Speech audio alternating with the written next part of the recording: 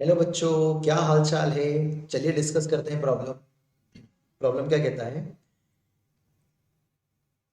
If a belongs to 0 to 5, a lie कर रहा है 0 से 5 के बीच में और बी भी लाई कर रहा है 0 से 5 के बीच में।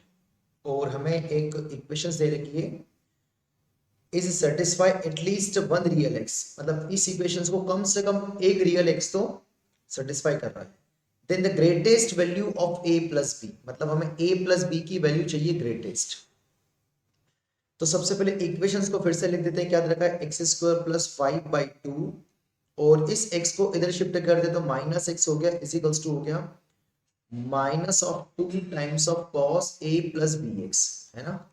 ठीक है, हमने एक्स वाली टर्म को एक साइड कर दिया, ट्रिगो वाली टर्म को एक साइड कर दिया। तो इसका थोड़ा बहुत एलसीएम लेते हैं। तो लिखा एक्स स्क्वायर, इन दोनों का एलसीएम 2 आ जाएगा नीचे, और ये बन जाएगा x square minus 2x plus 5 divided by 2, और ये बचेगा minus of 2 cos a plus b x. बहुत बढ़िया।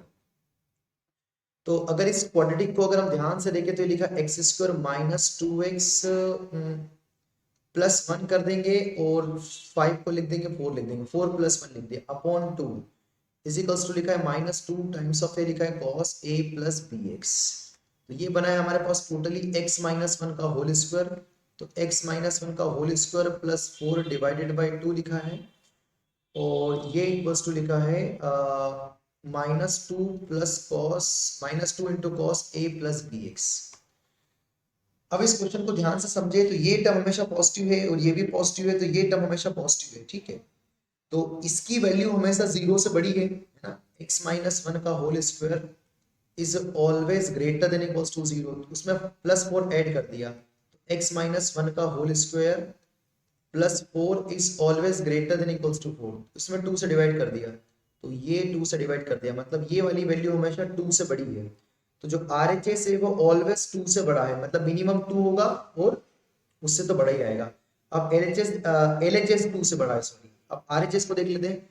कॉस के अंदर कुछ भी लिखा हो वो लाई करता है -1 से 1, उसमें -2 से मल्टीप्लाई कर देंगे तब भी ये -1 से 1 लाई करेगा, मतलब -2 से 2 लाई करेगा। cos x होता है -1 से 1, cos a plus b x is lies between -1 to 1, और अगर हम इसमें 2 से -1 to 1 अगर 2 से मल्टीप्लाई करते हैं तो -2 cos a plus b x lie करेगा -2 से 2, मतलब इस एक्सप्रेशन का जो मिनिमम वैल्यू आएगा वो -2 और मैक्सिमम वैल्यू आएगा +2।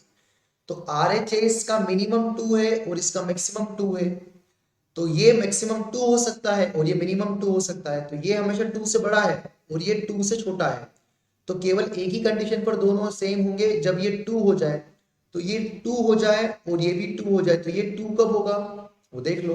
तो ये 2 कब होगा? जब हम x इक्वल्स टू दोनों साइड क्या रख देंगे, इसको 2 होने के लिए इसको 0 होना पड़ेगा, तो दोनों साइड अगर हम x इक्वल्स टू 1 पुट करते हैं तभी बराबर आएंगे, अदरवाइज बराबर नहीं आएंगे। तो 1 माइनस 1 कितना आ जाएगा यहाँ से, ये 0 और 0 तो 4/2 बचेगा, तो 2 इजिकल्स टू आ जाएगा माइनस ऑफ 2 cos, यहाँ पे x इक्वल टू 1 रख देंगे तो a प्लस बी आएगा, -2 से 2 कैंसिल हो जाएगा, तो cos of a plus b is nothing but -1। तो cos थीटा -1 कब देता है? तो जब ये ऑड मल्टीपल ऑफ पाई होता है, पाई, 2 पाई, 3 पाई पे क्या देता है? -1 देता है। बहुत बढ़िया है, मतलब a प्लस बी क्या हो सकता है? a प्लस बी जो है वो हो सकता है 2n प्लस 1 पाई, है ना, ये आ जाएगा। हमें a प्लस बी का क्या चाहिए? ग्रेटेस्ट वैल्यू चाहिए, तो अगर x इक्वल्स टू 1 रख देंगे या n इक्वल्स टू अगर हम 0 रख देंगे तो पाई मिलेगा, तो a प्लस बी पाई मिलेगा। तो पहले a प्लस बी हो कितना सकता है मैक्सिमम? तो a प्लस बी, a 0 से 5 है, b भी 0 से 5 है, तो a प्लस बी ज्यादा से ज्यादा 10 हो सकता है, इससे ज्यादा हो नहीं सकता। तो अगर n 0 लेते हैं तो पाई मिलेगा, और पाई 3.14 ये इसके बीच में आएगा, तो a प्लस बी पाई हो सकता है क्या? तो हाँ बिल्कुल हो सकता है। अगर n इक्वल्स टू 1 रखा हमने, तो n इक्वल्स टू 1 रखा तो 2 इंटू 1 3 पाई, तो a प्लस बी 3 पाई हो सकता है क्या? हाँ, 3 पाई भी लगभग 9 पॉइंट समथिंग कुछ आएगा, 10 से छोटा आएगा। n इक्वल्स टू 2 रखेंगे तो ये हो जाएगा फिर 5 पाई हो जाएगा, 4 2 इंटू 2 4 प्लस 1, 5 पाई 10 से बड़ा हो जाएगा, पर a प्लस बी मैक्सिमम हमारा 10 हो सकता है, तो a प्लस बी या तो पाई होगा या तो 2 पाई होगा, क्योंकि इसके बीच में लाई कर रहा है। तो हमें चाहिए a प्लस बी की ग्रेटेस्ट वैल्यू, तो ग्रेटेस्ट वैल्यू क्या आ जाएगी 3 पाई आ जाएगी, मतलब सी ऑप्शन हमारा क्या हो जाएगा परफेक्ट। तो बिल्कुल बेसिक से ही सवाल था, उम्मीद करता हूं आपको अच्छे से समझ में आ गया होगा। Thank you.